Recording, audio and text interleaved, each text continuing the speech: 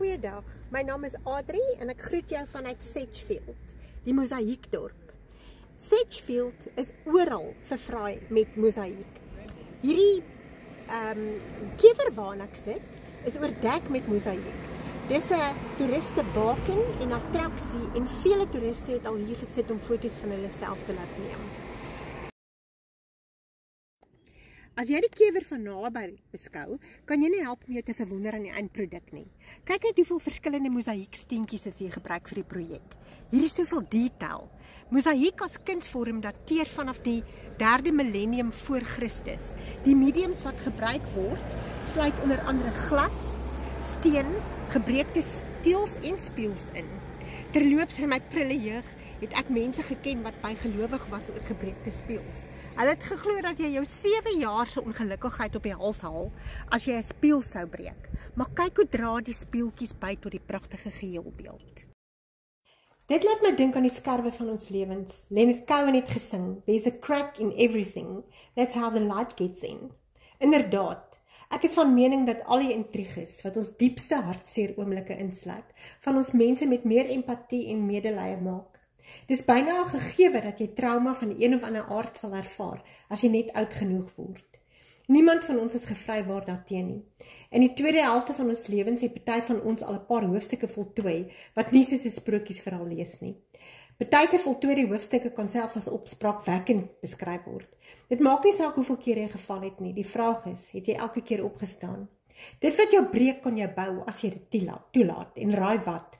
Al daai skerwe en splinters van jou lewe gaan op die ou einde 'n pragtige lewensmosaïek voortbring.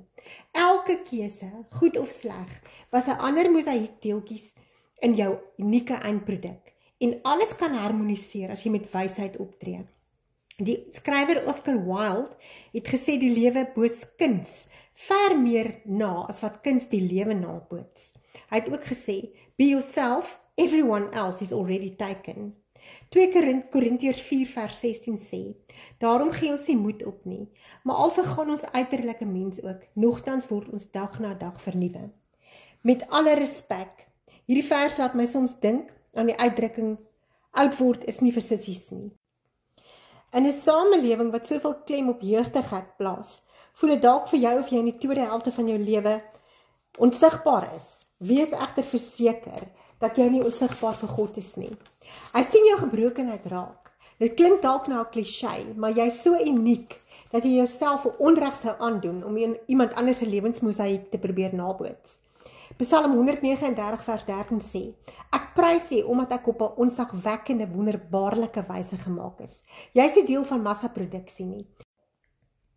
Jou DNA is kunstig deur jou Skepper verweef. Onthou ook hoe kortstondig skoonheid is. Dis deeg wat bly staan. Elke plooi bewys immers dat jy geleef het. Hagar, die slavin by wie Abraham 'n kind op Sara se aandrang verwek het, groot fout, het Jahwe in die woestyn in Genesis 16 El Roi, die God wat sien, genoem. Jy is ook nie onsigbaar vir die onsigbare God nie. Hoor hier wat sê 2 Kronieke 16 vers 9. Die Here het sy oë oral op die aarde, sodat hy die kan help wat met hulle hele hart op hom vertrou. Vertroue is egter die kwalifikasie. Op jou woestynreis ervaar jy pyn, ja, maar El Roi wil nie hê jy moet in die woestyn met jou pyn omkom nie. Wanneer veerkragtige mense die bodem tref, val hulle nie uitmekaar soos Humpty Dumpty nie, hulle bons terug. Die apostel Paulus was so 'n persoon. Op elke manier word ons onder druk geplaas, maar ons is nie verpletter nie. Ons is verward, maar nie wanhoopig nie. Ons word vervolg, maar nie in die steek gelaat nie. Platgeslaan, maar nie vernietig nie. 2 Korintiërs 4 vers 8 tot 9, nuwe lewende vertaling. Hoe kan mens dan terugpons sonder om te breek? Wel, konfronteer jou vrese. Vrees is die vyand van groei.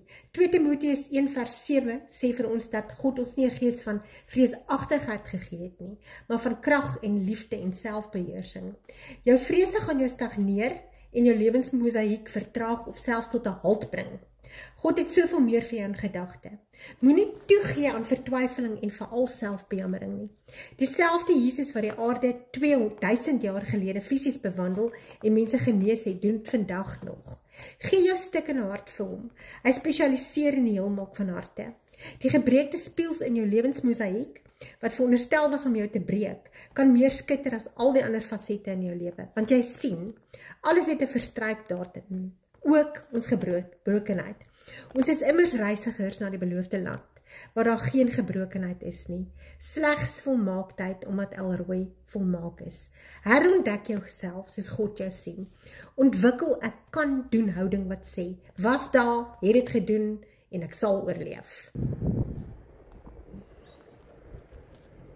So, ek hoop al hierdie pragtige mosaïek het jou geïnspireer om jou lewensmosaïek met durf te voltooi.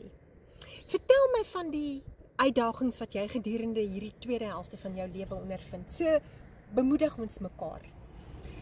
Tot volgende keer en onthou, die beste kom nog. Shalom.